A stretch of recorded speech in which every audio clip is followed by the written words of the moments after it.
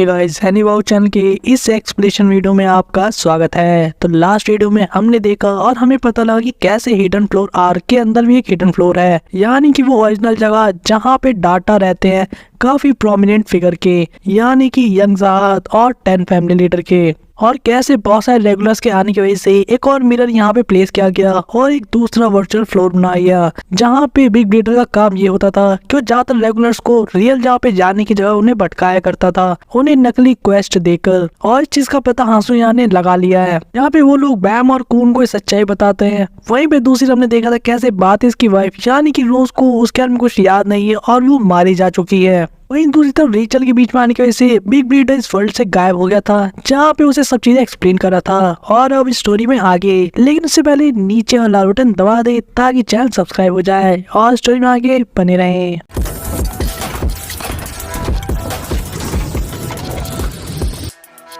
हम देखते रेचल को जो कि बिग ब्रीडर को कह रही थी कि मुझे हेल्प करो एक क्लोन क्रिएट करने में, ताकि मैं उन लोगों से मिल सकूं जो कि ट्रेन से आए हैं उस वर्ल्ड के अंदर। वरना इसके अलावा वो उसका VR हेडसेट उसे वापस नहीं करेगी। जिस बात सुन के बिग ब्रीडर कहता है पॉसिबल तो है, जो सुनने के बाद रेचल काफी खुश हो जाती है। लेकिन बिग ब्रीडर का कहना था कि ऐसा करना नहीं चाहिए, क्योंकि अगर ऐसा करते हम पकड़े गए तो जो लोग हैं यहाँ पे वो किसी के बारे में रेफर कर रहा था और काफी डर रहा था उन लोगों के बारे में कहने से।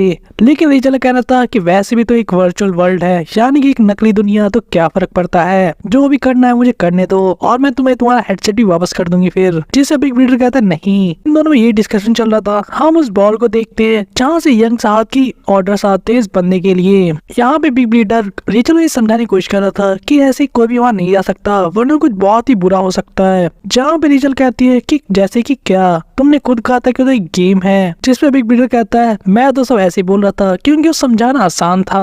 यहाँ पे रेचल उसे एश्योरेंस भी देती है कि जो लोग मेरे साथ आए थे मैं सिर्फ उन्हें ढूंढूंगी और उसके बाद बिना कुछ किए वहाँ से निकल जाऊंगी, क्योंकि उसे ऐसा लग रहा था कि उसके अलावा बाकी सारे लोग इसी वर्ल्ड के अंदर रह गए होंगे। और ऐसे तो रेचल के लिए काफी अच्छी अपॉर्चुनिटी है, लेकिन वो भी रेडी नहीं है जहाज से खुद मिलने के लिए। और इसके लिए उसे पहले अपने साथियों को भी इस वर्ल्ड के अंदर लेके आना होगा दूसरे हिडन फ्लोर से, ताकि वो उनकी हेल्प से इस काम को पूरा कर पाए। जहाँ हम देखते हैं उसको खुद का हेडसेट लगाते हुए, जब बिग ब्रीडर से रोकने की तो कोशिश करता है, लेकिन रेचल उसको पहन लेती है। और जब बिग ब्रीडर उसे फोर्सली हटाने की कोशिश करता है तो वो मॉन्स्टर बीच में आ जाता है। और ये बंदा चाह के भी रेचल को ऐसा करने से नहीं रोक पाता। लेकिन बंदा काफी डरा होता है। इसके बाद में थॉट आते कि मैं इसे चाह के भी ऐसा नहीं करने से रोक पा रहा हूँ, और उन लोगों को पता लग गया कि मेरे अलावा वर्ल्ड को किसी और ने एक्सेस किया है तो मेरे साथ अच्छा नहीं होगा।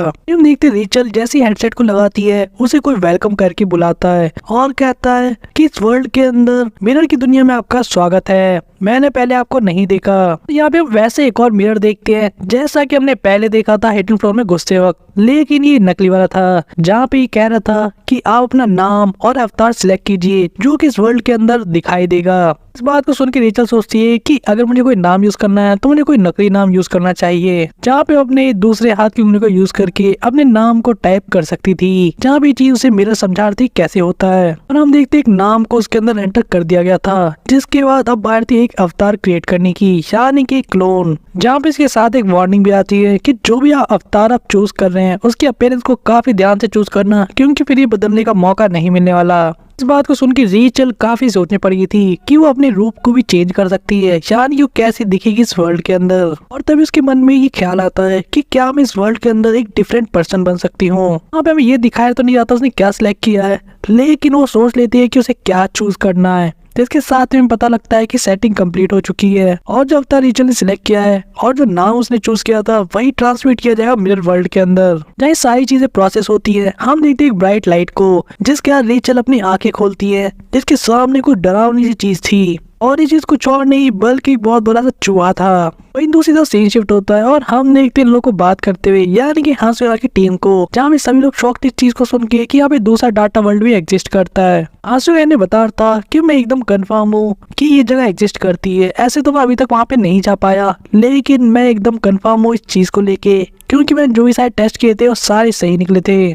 और जिस यंग ज़ाद के डाटा ये लोग ढूंढने की कोशिश कर रहे हैं वो भी उसी वर्ल्ड के अंदर होगा कंफर्म। और यहाँ पे बंदा ये गैस कर रहा था कि जिस गेट का यूज करके बिग ब्रीडर यहाँ पे आता है शायद उसी के थ्रू ये लोग भी वहाँ जा सके, लेकिन अभी तक उसके एक्सपीरियंस और जो इन्फॉर्मेशन उसने गैदर की है कोई भी नॉर्मल इंसान उस गेट तक नहीं पहुँच पाया और वो उसके आसपास भी नहीं जा सकता उससे यूज करके।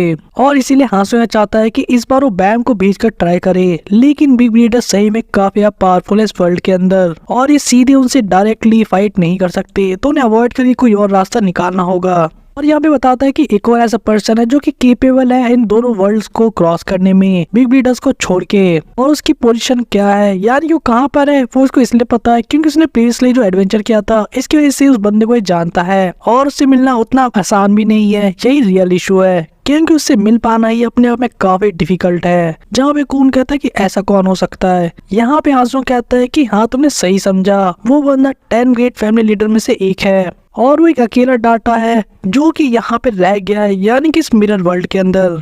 और यहाँ पे हांसू कहता है कि अभी के लिए हम इस सेटन क्वेस्ट को खत्म करेंगे और कहता मिलने जाएंगे उस 10 लीडर से। और यहाँ पे अब कून और बैम इस बात सुन के थोड़ा सा खुश थे क्योंकि अब चीजें आगे बढ़ रही थी। वहीं पे बीच में खा रहा कहता है मुझे पता तो नहीं यार चल क्या रहा है, लेकिन जो भी हो अच्छा ही हो रहा होगा। वहीं पे हांसुया के कहने पे बैम अपने पॉकेट को चेक करता है क्योंकि क्वारंटीन एरिया लेफ्ट करने के बाद अब इनके पास जो डिवाइस यानी कि स्कैनर आ चुका होगा। और हम देखते हैं कि ये वाला गॉज होता है वो पूरी तरह से ब्लैक है और उसके पीछे रीजन ये था क्योंकि यहाँ पे बैम अपने सोन एनिमी से भी एस्केप कर गया और क्वारंटीन एरिया से भी, साथ ही वो बिग ब्रीडर से फाइट कर चुके हैं, जिसकी वजह से गॉज अब पूरा ब्लैक है। इसका सिर्फ एक ही मतलब है कि ये लोग क्वालिफाइड कर चुके हैं हिडन ग्रैंड क्वेस्ट को करने के लिए। जहाँ पे हांसुया ने बताता है कि उस स्कैनर पे जो बटन है साइड में उसे दबा के उसे चिल्लाना है कम आउट ग्रैंड क्वेस्ट। जहाँ चीज को फॉलो करने के बाद हम देखते हैं स्क्रॉल को अपेयर होते हुए बैम के सामने और उसके अंदर एक पिक्चर बनी होती है एक बड़े से रैट की। ये लोग कहते हैं कि शायद यही वो विलन होगा जिसको इन्हें डिफीट करना है। और यहाँ पे हांसुया के कहने पे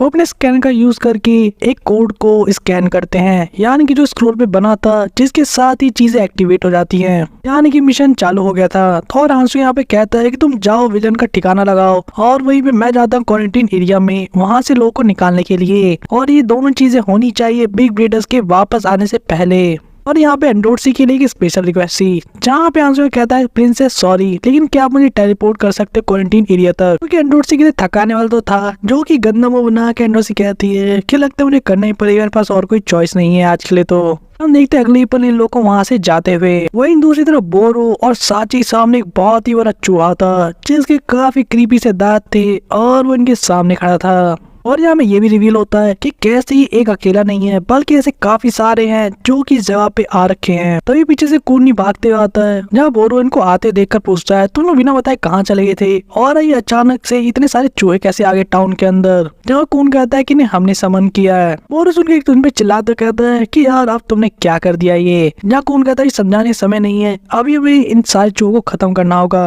जहाँ में बैम को भी देखते हैं अपने शिंशो अटैक को करते हुए इन मैसिव से चूहों के ऊपर। और ये सुनने के साथ ही साची बोरो सभी लोग इन चूहों के ऊपर अटैक कर देते हैं एक के बाद एक। वहीं दूसरी हम देखते हैं एंडोर्सी को जो कि हांसुया को ले आते उस जगह पे, यानी क्वारंटीन एरिया काफी क्लोज। लेकिन वो पहुंचने के बाद हांसुया कुछ फील करता है, उसे लगता है कुछ तो गड़बड़ है। वहीं दूसरी हम देखते हैं कि इतने सारे चूहों को खत्म कर चुके थे ये लोग। और बोरो कहता है क्योंकि हमने ये काम खत्म कर दिया है तो क्या तुम हमें एक्सप्लेन करोगे कून क्या भी चल क्या रहा, तुमने रैट्स को कैसे समन कर लिया इस टाउन के अंदर। कून का कहना था काफी लंबी कहानी है जिससे बोरो कहता है इसको छोटा करके बताओ क्योंकि मैं थका हूँ काफी। कून सिंपली उन्हें इतना बताता है कि जिन रैट्स को हमने अभी खत्म किया है रियलिटी में वही विलन थे, यानी रियल ग्रैंड क्वेस्ट के। यहाँ पे सारी बातें चल रही थी और ये लोग और डिटेल जानने की कोशिश कर रहे थे। यहाँ पे हॉकी नोटिस करता है एक और चूहे को वहाँ से भागते हुए और बैम को बताने के बाद बैम कहता है कि इसको मैं देख लूंगा और वो अपने ब्लू फेवरी का यूज करके उसके पीछे चला आता है। जहाँ पे चूहा भागी जा रहा था और पीछे से बैम अपने शिंशो अटैक किए जा रहा था इसको खत्म करने के लिए। और बैम को ही देखने के बाद ऐसा लग जाता है कि चूहा दूसरों से अलग है क्योंकि काफी ज्यादा फास्ट है बाकी चूहों से जिनको इन्होंने अभी तक खत्म किया था। और वहीं दूसरी तरफ हम देखते हैं किसी अजीब से पर्सन को कहीं पे समन होते हुए, जैसा कि कोई दूसरे वर्ल्ड से आया हो और तभी चूहा उसके सामने आ जाता है। और हम वही सीन देखते हैं जो कि रेचल ने आँख खोलते के साथ देखा था और यहाँ पे मैसेज जो उसके ऊपर अटैक कर देता है और रेचल यहाँ पे खुद को डिफेंड करने के लिए उस रैट को खत्म कर देती है। जहाँ हम देखते हैं दूसरे वर्ल्ड के अंदर जहाँ उसने VR सेट पहन रखा था कहती कि मैंने उसको पकड़ लिया। वहीं पे दूसरे हिडन फ्लोर में यानी वर्चुअल फ्लोर के अंदर हम देखते हैं उसके कैरेक्टर को या अवतार को जो कि बैम के सामने खड़ी थी। और रेचल भी अपने हैंडसेट से नोटिस कर लेती उसके सामने बैम है, लेकिन बैम उसके अवतार को देखकर नहीं पहचान पाता कि ये भला कौन है। जब हम पहली बार क्लोन को देख पाते हैं जो कि रेचल ने सिलेक्ट किया था इस वर्ल्ड में दिखने के लिए। मैम जैसे इस पर्सन को नोटिस करता है वो उसकी तरफ चलते आता और पूछता है क्या तुमने इस चूहे को मारा है अभी। अब हम देखते रेचल को जो कि थोड़ा हिचकिचा रही थी, तो समझ में नहीं आता से क्या कहना चाहिए। वो सोची थी क्या मैं इसे बता दूं कि मैं ही रेचल हूँ। तब इसके मन में थॉट आता है कि उसे ऐसा नहीं करना चाहिए, क्योंकि अगर उसने बैम को सच्चाई बता दी तो काफी मुश्किल होगा इस केस का एडवांटेज लेना, क्योंकि अभी उसे इस सिचुएशन का एडवांटेज तो लेना ही है, इस प्लेस का भी। साथ ही उसे पहले यूरा से मिलना होगा और उसके बाद वो बैम से कोई डील कर सकती है या फिर देखा जाएगा बाद का। और हम देखते हैं कि यहाँ पे अपना नाम इकारिस बताती है। ये सुनने के बाद बैम उससे पूछता है क्या तुम भी एक डाटा ह्यूमन हो, जिसे वो कहती है प्रोबेबली। और इसके साथ वो कहती है हाँ मैं भी एक डाटा ह्यूमन हूँ। और उसे समझाने की कोशिश करते हो, कन्विंस करने की कि तुम्हें चिंता करने की कोई जरूरत नहीं है, मैं तो एक ऑर्डिनरी सी डाटा ह्यूमन हूँ। रेचल घबराहट में कह देती है कि तुम्हें जहाँ चिंता करने की जरूरत नहीं है, मैं तो एक ऑर्डिनरी डाटा ह्यूमन हूँ और मेरे बारे में कोई भी चीज ऐसी अजीब नहीं है जो तुम इतना सोच रहे हो। मैं भी बातें सुन के उसके फेस का एक्सप्रेशन देख सोच रहा था ये तो सुपर सस्पिशियस है। लेकिन तभी उसके सामने उसका स्क्रोल खुल जाता है, जहाँ हम देखते स्क्रोल के अंदर एक मिरर बना था और यहाँ पे एक अनाउंसमेंट होती है कि कांग्रेचुलेशंस, तुमने स्टेज क्लियर कर लिया है वॉरियर और तुम अब दूसरे स्टेज में जा सकते हो। आगे उसे कहा जाता है कि वो अपने स्कैनर डिवाइस को यूज करके इस मिरर पे अगर स्कैन करेगा तो उसका काम बन जाएगा और वो दूसरे स्टेज के लिए अपना रास्ता खोल सकता है। जहाँ पे बैम जब ऐसा ही करता है तो काफी खुश रहता है देख के कि उसके दूसरे स्टेज का रास्ता बन चुका है। और इससे पहले कि रेचल उसे रोक पाती, बैम यहाँ से जान लगता है क्या है कि सॉरी आई एम बिजी, लेकिन थैंक यू उस रैट को मेरे लिए मारने के लिए। जहाँ पे रेचल उस बात को सुन लेती है, यानी कि उस स्टेज के बारे में जो कि बैम कह रहा था। वहीं दूसरी तरफ सीन शिफ्ट होता है और हम देखते हैं हांसू और एंडोर्सी को। एंडोर्सी पूछ रही होती है हान से क्या आगे तुम यहाँ पे खड़े क्या कर रहे हो, क्या तुम्हें वहाँ जाना नहीं था। लेकिन हांसू कहता है कि मेरे को एक बहुत ही बैड फीलिंग आ रही है किसी चीज के बारे में। और तभी वहाँ पे कुछ होता है जिसको एंडोर्सी नोटिस कर लेती है और कहती है अभी क्या हुआ। और तभी लोग नोटिस करते हैं कि पीछे से कोई अजीब सी स्नेक्स आ रहे थे, जिसको देख के तो ये दोनों का भी सरप्राइज हो गए थे। लेकिन एंडोर्सी की आंखों में खौफ दिख रहा था, जहाँ कह रही थी क्या ऐसा तो नहीं कि ये वो है। जब हम देख रहे स्नेक को हेलो करते हुए एंडोर्सी को प्रिंस करके बुला रहा था। और अब हान को भी शायद समझ में आ गया था क्या चीज है। जहाँ कहता है क्या ये वही चीज है जो मैं सोच रहा हूँ, जिस पर एंडोर्सी कहती है कि अच्छा तो तुम हो मेरे जानी दुश्मन। और मुझे पता लगता है कि ये बंदा है स्नेक चार्मर। जब ये बात सुनने के बाद हान थोड़ा कंफ्यूज आता है, तो एंडोर्सी से बताते कि ये तो इसका निकनेम है, यही मेरा जानी दुश्मन होगा पक्का। लेकिन हान ने ये चीज पहली बार देखी थी। वो कहता है कितनी अजीब चीज है, अगर ये तुम्हारा सॉन एनिमी होता तुम पहले नोटिस कर चुकी होती। और ऐसे कैसे पॉसिबल है कि इतनी टाइम से वहाँ पे छुपा हुआ था बिना किसी हॉस्टिलिटी के, यानी कि एंडोर्सी को हार्म करने के बिना। और तभी एक स्नेक दूसरे स्नेक को मार देता है, जो देखने के बाद तो हान और भी ज्यादा कंफ्यूज हो गया था कि आखिर अभी चल क्या रहा है और इस स्नेक वाला ऐसा बिहेव क्यों कर रहे हैं। जहाँ हम देखते काफी अजीब सी चीजों को होते हुए, और ये स्नेक एक्सप्लेन करता है कि इस बार इस वाले स्नेक ने यानी कि दूसरे वाले पार्टनर्स को भी इसने मारा है, उसने कंट्रोल लॉस्ट कर दिया था और वो इन्हें रिलैक्स रहने के लिए कह रहा था। वो ये भी समझाता है कि कोई भी इंडिविजुअल यानी कि उसके जो पार्ट्स है अलग अलग स्नेक्स के, वो कोई भी अगर हॉस्टाइल बनते हैं एंडोर्सी के खिलाफ तो उसे खत्म कर देता है। जहाँ एंडोर्सी के चेहरे पे एक अलग ही खौफ था। ये स्नेक उससे कह रहा था कि ये चाहे वर्चुअल वर्ल्ड ही क्यों ना हो, लेकिन मेरा कोई इंटेंशन नहीं है प्रिंसेस आपको हार्म करने का, क्योंकि आप तो मेरी ज्वेल हो, या ऐसा कहे आप तो हीरा हो हीरा। और हांसू जो इस सब चीजों को होते हुए विटनेस कर रहा था, उसे समझ में नहीं होता ऐसा कैसा पॉसिबल है, क्योंकि इंडिविजुअल काफी सारे सांपों से मिलके बना है, तो कोई भी एक सांप जो कि हॉस्टाइल होता है एंडोर्सी के खिलाफ उसको बाकी वर्ल्ड खत्म कर देती है, और इसीलिए वो कंट्रोल से बाहर है इस वर्चुअल वर्ल्ड के। लेकिन ये कैसे पॉसिबल हो सकता है और ये आखिर चाहता क्या है। एक दूसरा स्नेक हेड आता है, यानी कि जो सबसे बड़ा स्नेक होता है इनमें से, जिसके स्पेशल हेड पे कुछ लगा होता है। कहता है कि मुझे अपनी जर्नी पे अपने साथ लेके चलो ताकि वो प्रिंसेस को हेल्प कर सके। यहाँ पे ये सांप ये भी कहता है कि प्रिंसेस जो भी आपके दुश्मन यहाँ पे बीच रास्ते में आने की कोशिश करेंगे, मैं उन सभी को एलिमिनेट कर दूंगा खास आपके लिए, जैसे कि वो लोग क्वारंटीन एरिया में थे ठीक उन्हीं की तरह। जो बात सुनने गया तो हाँ से वो काफी गुस्सा आता है और इससे पूछता है तुम्हारा क्या मतलब है। जैसे नहीं बताता कि मैंने सभी को मार दिया, क्योंकि ये लोग सिर्फ तुम लोग के रास्ते में कांटा ही बनते और तुम लोग को बार बार रोकते आगे बढ़ने से। यहाँ पे स्नेक हांसुया को देख कहता है कि मुझे ऐसे तुम्हारे सॉरी तो फील हो रहा है क्योंकि मैंने तुम्हारा गेम खराब कर दिया। और हांसुया को जो ये बातें सुनी गुस्सा आता है। स्नेक उसे कह रहा था कि मुझे सब पता है, वो रीजन भी कि तुम उनके साथ क्यों एस्केप करना चाहते थे उस क्वारंटीन एरिया से, क्योंकि इसके पीछे कोई दोस्ती नहीं थी या फिर कोई दया नहीं थी जो तुम पे खा रहे थे, बल्कि तुम तो एक परफेक्ट एस्केप करना चाहते थे। क्वारंटीन एरिया को उस हालत में छोड़ना चाहते थे कि बिग ब्रेडर को समझ ही ना सके, और अगर तुम उन लोग को अपने साथ ले जाते तो एक ऑप्टिमल जीत होती, यानी कि उससे बड़ा बढ़ के कुछ नहीं होता। ये ग्रेटर सेंस ऑफ अचीवमेंट होता तुम्हारे लिए। यहाँ पे सांप इसे ताना मारते हुए कहता है कि मैं तुम्हारे जैसे लोगों को बहुत अच्छे से जानता हूँ, मैं तुम्हारे रग रग से वाकिफ हूँ। तुम्हारे जैसे लोग एक सुपीरियर एबिलिटी के साथ पैदा होते हैं और बहुत बार जीवन में ऐसा एक्ट करते हैं या नाटक करते हैं तुम कमजोर लोगों की मदद कर रहे हो, लेकिन रियलिटी में तुम एक गेम खेल रहे होते हो जो कि मात्र एक दिखावट होता है। और यहाँ पे लोगों को बचाना तुम्हारे लिए सिर्फ एक खेल था। जो बात सुन के यहाँ पे हांस और सही में गुस्सा हो जाता है और कहता है यू बास्टर्ड, मैं तुम्हें छोड़ूंगा नहीं, जिसके साथ ही उसके ऊपर अटैक कर देता है। लेकिन एंडोर्सी जो कि काफी खौफ में थी वो कहती है कि हांसुंग इसका कोई फायदा नहीं, क्या तुमने फील नहीं किया कि बाकी उसे काफी डिफरेंट है और हम चाह के भी इसका कुछ नहीं कर सकते, खासकर जो अभी हमारी पावर है उससे। तो यहाँ पे नोट से सीधे कहती है कि ऐसे हम इतने बिजी हैं और ऊपर से अगर ये हमारा एनिमी नहीं है तो ये हमारे लिए अच्छी बात है और अभी के लिए जो करना चाहता है इसे करने दो। और एंडोर्सी जैसे ही उस जेम को उठा लेती है, यानी कि स्नेक जो लेकर आया था अपने हेड पे रखकर, हम देखते स्नेक को काफी खुश होते हुए और वहाँ से गायब होते हुए। इसने कह रहा था कि मुझे विश्वास नहीं होता, चाहे वर्चुअल वर्ल्ड ही क्यों ना हो, लेकिन मैं तुम्हारे साथ एक बार वापस से ट्रैवल कर पाऊंगा। आप कितनी ज्यादा पहले से ग्रो कर चुकी हो प्रिंसेस। वहीं ये लोग वापस से टाउन की तरफ बढ़ जाते हैं, यानी कि एंडोर्सी की बॉम्ब का यूज करके। वहीं दूसरी तरफ बोरो को भी अब सारी सच्चाई पता लगी थी कि कैसे हिडन फ्लोर है और साची और हम यहाँ पे पहले भी आ चुके, लेकिन हम सारी मेमोरीज भूल गए जैसे हम वापस से जाके अंदर एंटर किए। और कून और यहाँ पे बाकी लोग का आने का मोटिव ही था ताकि वो डाटा जहाज से मिल सके और जो बिग ब्रीडर है वो कैसे जहाज के लिए काम करता है और लोगों को झूठे क्वेस्ट देता है ताकि वो उन्हें गुमराह कर सके। और जो चुए ने अभी अभी हंट किया था वही रियल विलन था, यानी कि रियल ग्रैंड क्वेस्ट का विलन, जहाँ पे कून कहता है कि बहुत अच्छे लगता है तुम सब कुछ समझ गए। अब बोरो चिल्लाते कहता है समझ गए, ये क्या मतलब है? कोई भी किसी बात का सेंस बना सकता है अगर वो एकदम से इस तरह की बातें सुनेगा। जब हम देखते हैं हॉकनी को एक पोस्टर पकड़े हुए जो कह रहा था तुम्हें नहीं समझ में आया तो बस छोटे मोटे पॉइंट याद कर लो। बोरो तो साची को यहाँ तक कहता है कि हमें यहाँ से चले जाना चाहिए, अगर उनके साथ और ट्रेवल किया तो हम पागल हो जाएंगे। लेकिन साची कहना था कि अरे छोड़ो यार, सब कुछ भूल जाओ। और वहीं पे हम देखते बैम को भी जो कि यहाँ पे आ गया था क्वेस्ट को कंप्लीट करके, और कून को दिखाता है स्क्रोल कि कैसे लास्ट डैड को हराने के बाद नेक्स्ट स्टेज के लिए इसमें रास्ता बन चुका है। वहीं दूसरी तरफ एंडोर से भी आ गई थी हांसू यहाँ को लेकर वापस। बैम जब यहाँ पे हांसू से क्वारंटीन हीरे के बारे में पूछता है क्योंकि वो यहाँ पे सिर्फ इन दोनों को वापस लौटते देख पा रहा था, तो हान उसे बताता है कि कैसे डाटा ह्यूमंस मारे जा चुके हैं जो कि क्वारंटीन एरिया में थे।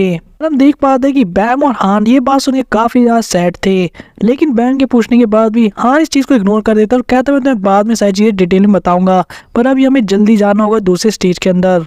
और जब बैम बताता है कि हाँ मैंने ये चीज कर ली है, तो हम देखते हैं हान को जो कह रहा था कि बस अभी आया बातें से मिलकर। जहाँ हम देखते बात इसको एक रूम के अंदर बैठे हुई जहाँ रोज की बॉडी को ढका गया था और सामने वो गाइड और उसकी बेटी मेडली थी। और हान को यहाँ पे आते देखकर बात इससे पूछता है कि बाकी लोगों का क्या हुआ, क्या वो लोग सेफली एस्केप कर गए या नहीं।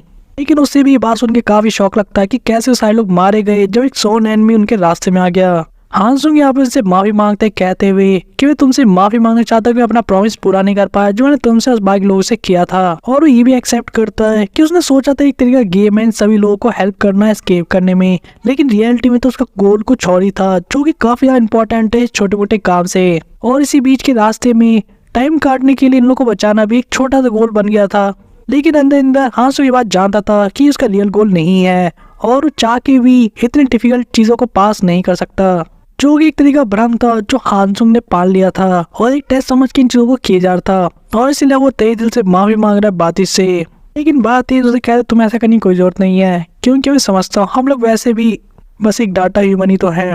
और जैसे नेक्स्ट वॉरियर्स यहाँ पे अपेयर होंगे तो वो लोग वापस से जिंदा हो जाएंगे और सिर्फ इतना नहीं रोज भी जिंदा हो जाएगी। जहाँ वो हकराते हुए कह रहा था कि एक टाइम क्या तो मुझे ऐसा लगता है कि हमारा मरना और जीना दोनों एक तरीके का मजाक है। जब से बिग ब्रीडर ने सारी चीज अपने हाथ में ली है और लोग मरने के बाद वापस आ जाते हैं, और बात इसका कहना था कि वो बिग ब्रीडर से वापस टाउन को ले लेगा ताकि बाकी लोगों को इस तरह के वर्ल्ड के अंदर वापस से नहीं रहना पड़े, और इतना करना ही काफी है सभी लोगों के सेक्रीफाइस के लिए। लेकिन बात इस कहता है हांसुंग मैं तुम्हारी शक्ल को देख के जानता हूँ तुम और ही बहुत कुछ कहना चाहते हो, लेकिन अभी हमें यहाँ से चलना चाहिए क्योंकि ये सब बातें होती रहेंगी, अभी जरूरी कुछ और है। जब इन्हें जाते देखकर गाइड पूछती है कि भला मुझे क्या करना चाहिए। बात इस बात को सुनने क्या आता है कि तुम सब कुछ भूल जाओ जो भी तुमने यहाँ देखा है सुना। फिर बाद में कहता है ऐसे तो वैसे ही बिग ब्लेडर जब आएगा तो तुम्हें तुम्हारी सारी मेमोरीज को इरेज कर देगा और तुम्हें कुछ भी याद नहीं रहेगा, लेकिन तुम फिर भी मेरे लिए रोज का ध्यान रखना ताकि मैं किसी दिन आ सकूं, ताकि इस टाउन के अंदर सिर्फ सच्चाई के बारे में गाने गाए जा सके। और ये क्या कि वो वहाँ से निकल जाता है गाइड को अकेला छोड़कर। और हम देखते हैं कि ये तीनों भी आ गए थे बाकी टीम मेंबर्स के पास, जहाँ पे आंसू अब रेडी था दूसरे स्टेज पर जाने के लिए। और देखते हैं दूर से यानी कि रेचल को भी उसका अवतार इन सब लोगों की बातें सुन रहा था। यहाँ पे रेचल सोच रही थी कि मैंने अपना चांस मिस कर दिया उनको ज्वाइन करने का, लेकिन आखिर यहाँ पे आंसू यहाँ क्या कर रहा है, क्योंकि रेचल ने उसे पहली बार यहाँ पे देखा था। और यूरा कहाँ पर है आखिर, क्योंकि हाकिन और कराका भी यहाँ पर आए थे। वहीं पे लोगों को देख रही बात तो समझ जाते हैं कि लोग कहीं जाने की कोशिश कर रहे हैं। जहाँ एक पल तो ये भी सोचते हैं कि मुझे इनके साथ जाना चाहिए और इन्हें बता देना चाहिए कि मैं रेचल हूँ, लेकिन फिर उन्हें कैसे एक्सप्लेन करेगी कि वो कैसी दिख रही है। इन्हीं सारे असमंजस में पड़ी हुई रेचल जब तक कुछ करती तब तक वो लोग वहाँ से निकल जाते हैं स्क्रोल का यूज करके। अब देखते हैं लोगों को किस अजीब सी जगह पर गिरते हुए, जब मिलन के सामने से कहता है कि तुम लोग आउटसाइड से आए हुए लोग हो, तुम लोगों को मैं कांग्रेट्स करता हूँ स्टेज को पास करने के लिए। इसी के साथ वो कहता है तुम्हारे पास अभी अधिकार है, तुम दूसरे स्टेज पे जा सकते हो। और यहाँ पे हमें दो ऑप्शन दिए जाते हैं, यानी कि दो स्टेज 2 लेवल के, जिनमें से एक स्वीट कासल था और दूसरा कोल्डलैंड। लेकिन बैम कुछ चूज करता है इससे पहले आंसू उसे रोक देता है कहते हुए कि रुक जाओ, मुझे पता है कि हमें कौन सा में जाना है, हम गलत वाला चूज नहीं कर सकते। मुझे पता है कि सबसे शॉर्टेस्ट रास्ता कौन सा है कून एडन तक पहुंचने का।